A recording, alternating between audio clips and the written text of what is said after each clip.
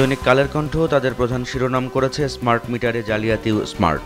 এই খবরে বলা হচ্ছে, বাংলাদেশ পল্লী বিদ্যুতায়ন বোর্ডের গ্রাহক পর্যায়ে স্মার্ট প্রিপেইড মিটার স্থাপন প্রকল্পে সীমাহীন অনিয়ম, দুর্নীতি ও জালিয়াতির অভিযোগ পাওয়া গেছে। এই খবরে আরও বলা হয়েছে, সিন্ডিকেটে শেখ রেহানার ছেলে রেদওয়ান মুজিব সিদ্দিক ববি, প্রতিমন্ত্রী নসরুল আহমেদ বিপু ও আওয়ামী লীগের ৩ এমপি ৭ মাসের মধ্যে একই মিটারের দামের পার্থক্য দাঁড়ায় গিয়ে ৫,৮৭১ টাকা এবং ৪,৯০,০০০ মিটারে হাতিয়ে নেওয়া হয় প্রায় ২৮৭ কোটি টাকা। ৩ দশকের রেকর্ড ভেঙে ইউনুস বাইডেন বৈঠক কাল। এই খবরে বলা হচ্ছে, জাতিসংঘের সাধারণ অধিবেশনের ফাঁকে বাংলাদেশের অন্তর্বর্তী সরকারের প্রধান উপদেষ্টা ডক্টর মোহাম্মদ ইউনুসের সঙ্গে মার্কিন প্রেসিডেন্ট জো বাইডেনের দ্বিপক্ষীয় বৈঠক কাল হওয়ার কথা রয়েছে। এরই মধ্যে আজ সকালে ডক্টর মোহাম্মদ ইউনুস নিউ ইয়র্কের পথে রওনা হয়েছেন এবং কালকে এই বৈঠকটি অনুষ্ঠিত হবে। যেভাবে প্রিন্স হয়ে ওঠেন ডিবি হারুন, একটি বিশেষ প্রতিবেদন ছাপিয়েছে কালের কণ্ঠে। এতে বলা হচ্ছে, ক্ষমতার গরমে উঠতেন সাবেক ডিবি প্রধান হারুনুর রশিদ। তার উপরের কর্মকর্তারাও তাকে সমীহ করে চলতেন। পাহাড়ে দ্বিতীয় দিনেও শান্তিপূর্ণ অবরোধ, এই শিরোনামে কালের কণ্ঠের প্রতিবেদনে বলা হচ্ছে, গণপরিবহন চলেনি, শিক্ষা প্রতিষ্ঠান কার্যত বন্ধ ছিল, সাজেকে আটকা পড়েছেন সহস্রাধিক পর্যটক। দৈনিক যুগান্তরের প্রধান প্রতিবেদন, মাদকের পৃষ্ঠপোষক থেকে প্রতিমন্ত্রী, জাকিরের আলাদিনের চেরাগ মন্ত্রিত্ব। এই প্রতিবেদনে বলা হয়েছে, সাবেক প্রাথমিক ও গণশিক্ষা প্রতিমন্ত্রী জাকির হোসেন ব্যাপক অনিয়ম দুর্নীতির মাধ্যমে সম্পদ গড়ে তুলেছেন এবং গত ১৫ বছরে তার সম্পদ বেড়েছে ২,৮০০ গুণ। সোনালী ব্যাংকের ঋণ বিতরণে অনিয়ম নিয়ে একটি প্রতিবেদন ছাপিয়েছে যুগান্তর। এর শিরোনাম, ৮৭৩ কোটি টাকা নিয়েছে মডার্ন স্টিল সহ ৯ কোম্পানি। এতে বলা হচ্ছে, শিল্প বিনিয়োগের নামে ব্যাংক ঋণ তুলে সে টাকা দিয়ে ভিন্নভাবে ঋণ সমন্বয় এবং অর্থের একাংশ সহযোগী প্রতিষ্ঠানের ব্যাংক হিসেবে স্থানান্তর করা হয়েছে। এইভাবে কেন্দ্রীয় ব্যাংকের বিধিবিধান ভেঙে চট্টগ্রামের মডার্ন স্টিল কোম্পানি ৪৫০ কোটি টাকা বের করে নিয়েছে রাষ্ট্রায়ত্ত সোনালী ব্যাংক থেকে। লক্ষ্মীপুরে আওয়ামী লীগ নেতাকে পিটিয়ে হত্যা, বগুড়ায় স্বেচ্ছাসেবক লীগের ২ কর্মীকে কুপিয়ে হত্যা। এই শিরোনামে যুগান্তরের প্রতিবেদনে বলা হচ্ছে, বগুড়ার শাহজাহানপুরে ২ স্বেচ্ছাসেবক লীগ কর্মীকে কুপিয়ে হত্যা করেছে দুর্বৃত্তরা। গতকাল রোববার এই ঘটনা ঘটে। এবং যুগান্তরের শেষ পাতার একটি খবর, ডিবি হেফাজতে রিমান্ড প্রাপ্তদের তথ্য, শেখ হাসিনা স্বৈরাচার, দায় ৫ নেতার। এই খবরে বলা হচ্ছে, সালমান এফ রহমান টাকা পাচারের কথা স্বীকার করে দায় চাপিয়েছেন প্রধানমন্ত্রী সহ মন্ত্রিসভার কিছু সদস্যের উপর। আর আনিসুল হক বলেছেন, প্রধানমন্ত্রী সবসময় নিজের সিদ্ধান্তে অটল থাকতেন। পরিস্থিতির শিকার এমনটাই জানিয়েছেন সাবেক আইজিপি মামুন এবং তিনি নিয়তি মেনে নিয়েছেন, এমনটা জানিয়েছেন হেফাজতে। এছাড়া সাবেক আইজিপি শহীদুল প্রশ্ন করেছেন, তাকে কেন এসব ঘটনায় জড়ানো হচ্ছে। যুগান্তরের শেষ পাতার আরেকটি খবর, ডেঙ্গুতে একদিনে ৬ মৃত্যু, হাসপাতালে বছরে সর্বোচ্চ ভর্তি। দৈনিক প্রথম আলোর প্রধান শিরোনাম, ছাত্রলীগ হলেই পেতেন স্বাস্থ্যের বড় পদ। এটি স্বাস্থ্য খাতে দলীয় প্রাধান্যের বিষয়ে একটি খবর এবং এতে বলা হচ্ছে, একই রাজনৈতিক দলের পক্ষের কর্মকর্তা স্বাস্থ্যের প্রায় সবখানে এবং স্বাস্থ্য খাতে জবাবদিহির ঘাটতি এটি একটি বড় কারণ, এমনটাই বলা হচ্ছে এই প্রতিবেদনে। গুরুতর আহত ৩ শতাধিক এখনও চিকিৎসাধীন।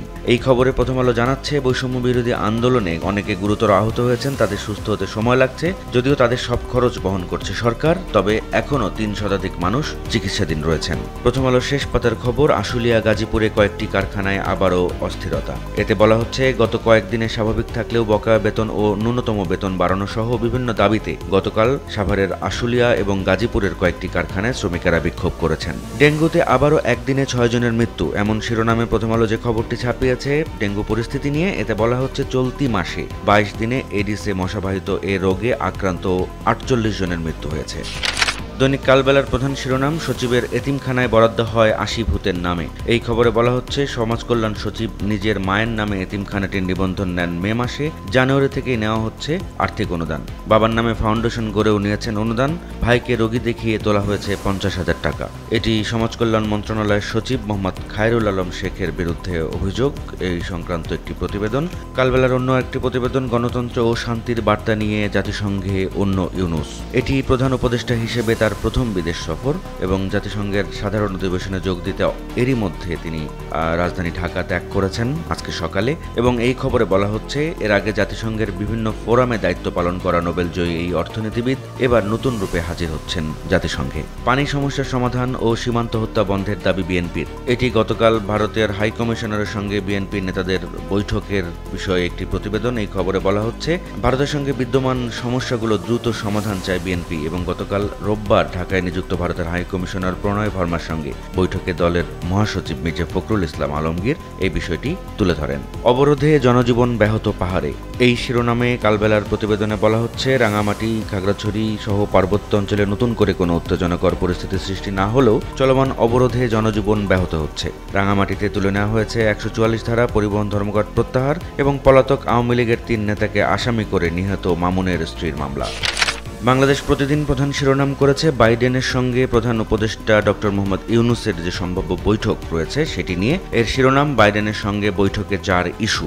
এই খবরে বলা হচ্ছে 24শে সেপ্টেম্বর তারা জাতিসংঘের সদর দপ্তরে বসবেন এবং এই বৈঠকটি রাজনৈতিক ও কূটনৈতিক অঙ্গনে আগ্রহের কেন্দ্রবিন্দুতে পরিণত হয়েছে, এমনটি বলা হচ্ছে বাংলাদেশ প্রতিদিনের প্রতিবেদনে। পাল্টাপাল্টিতে উত্তপ্ত নিউ ইয়র্ক, এমন শিরোনামে বাংলাদেশ প্রতিদিন একটি প্রতিবেদন ছাপিয়েছে। এতে বলা হচ্ছে ডক্টর মোহাম্মদ ইউনূস জাতিসংঘ অধিবেশনে যোগ দিতে নিউ ইয়র্কে যাচ্ছেন এবং তার আশাকে কেন্দ্র করে পাল্টাপাল্টি কর্মসূচি দিয়েছে বিএনপি ও আওয়ামী লীগ। বাংলাদেশ প্রতিদিনের শেষ পাতার একটি খবর, ডেঙ্গু রোগী ভর্তির রেকর্ড, একদিনে 6 মৃত্যু। এবং এতে বলা হচ্ছে এবছরের মধ্যে সর্বোচ্চ 926 জন রোগী ভর্তি হয়েছে ডেঙ্গুতে আক্রান্ত হয়ে, যা সর্বোচ্চ। এবং এ নিয়ে এবছর আক্রান্তের সংখ্যা 24,000 ছাড়িয়েছে, মারা গেছে 131 জন। দৈনিক সমকালের প্রধান শিরোনাম, বছর বছর সম্পদের হিসেব দিতে হবে কড়ায় গণ্ডায়। এই খবরে বলা হচ্ছে দেশে সরকারি কর্মকর্তা ও কর্মচারীদের প্রতি বছর সম্পদের হিসেব দিতে হবে এবং এবছরে এটি দিতে হবে 30শে নভেম্বরের মধ্যে। এই খবরে আরও বলা হয়েছে আয়কর রিটার্ন জমা দিলেও প্রতি বছর 31শে ডিসেম্বরের মধ্যে হিসেব দিতে হবে। অর্থ পাচারের রাঘব বোয়াল ছিল ধরাছোঁয়ার বাইরে। এই শিরোনামে সমকালের প্রতিবেদনে বলা হচ্ছে গত সরকারের আমলে পাচার হওয়া অর্থ ফেরাতে 59টি মামলা হয়েছে, বেশিরভাগই রাজনৈতিক উদ্দেশ্যে সহায়তা চেয়ে বিভিন্ন দেশে 75টি আবেদন পাঠানো হলেও একটিরও জবাব মেলেনি। ডেঙ্গুতে বাড়ছে মৃত্যু, একদিনে বছরের সর্বোচ্চ শনাক্ত, এমন শিরোনামে সমকালের প্রতিবেদনে বলা হচ্ছে সেপ্টেম্বর মাসের শুরু থেকে ধারাবাহিকভাবে বাড়ছে ডেঙ্গুর প্রকোপ, প্রায় প্রতিদিনই শনাক্তের নতুন রেকর্ড হচ্ছে। শ্রীলঙ্কার প্রেসিডেন্ট নির্বাচনের ফল ঘোষণার খবরটি সমকাল প্রথম পাতাতে ছাপিয়েছে, যার শিরোনাম বামপন্থী অনুরা দিশানায়েকের চমকপ্রদ জয়। এই খবরে বলা হচ্ছে শ্রীলঙ্কায় প্রেসিডেন্ট নির্বাচনে নাটকীয় জয় পেয়েছেন বামপন্থী প্রেসিডেন্ট প্রার্থী অনুরা কুমারা দিশানায়েকে। দ্বিতীয় দফায় ভোট গণনা শেষে দেশটির নির্বাচন কমিশন রোববার তাকে বিজয়ী ঘোষণা করে। দ্য ডেইলি স্টার তাদের শিরোনাম, government employees families must file wealth info. এটি গতকাল জারি করা সরকারের একটি নির্দেশনা, যাতে বলা হয়েছে সরকারি কর্মচারীদের তাদের সম্পদের হিসেব দিতে হবে, একই সঙ্গে তাদের পরিবারেরও সেই হিসেবটি জমা দিতে হবে। Gas crisis shutters for urea factories. এই খবরে বলা হচ্ছে সরকারি 5টি সার কারখানার মধ্যে 4টিতেই গ্যাসের অভাবে সার উৎপাদন ব্যাহত হচ্ছে। গতকাল আন্তর্জাতিক নদী দিবস ছিল। ডেইলি স্টার প্রথম পাতার নিচে একটি বড় করে ছবি ছাপিয়েছে এবং এতে দেখা যাচ্ছে যে খুলনার বটিয়াঘাটা উপজেলার শৈলমারি নামে একটি নদী রয়েছে, সেই নদীর জীর্ণ অবস্থা। এই ছবিটির শিরোনাম দ্য ডেইলি স্টার দিয়েছে এ রিভার অন ইটস ডেথবেড। এই ছবির সাথে বলা হয়েছে উজান থেকে পানি আসা কমে যাওয়ায় এই নদী তার নাব্য হারিয়েছে এবং 100-র বেশি গ্রাম এই নদীর আশেপাশে তারা হচ্ছে যে এটার কারণে ভুগছে।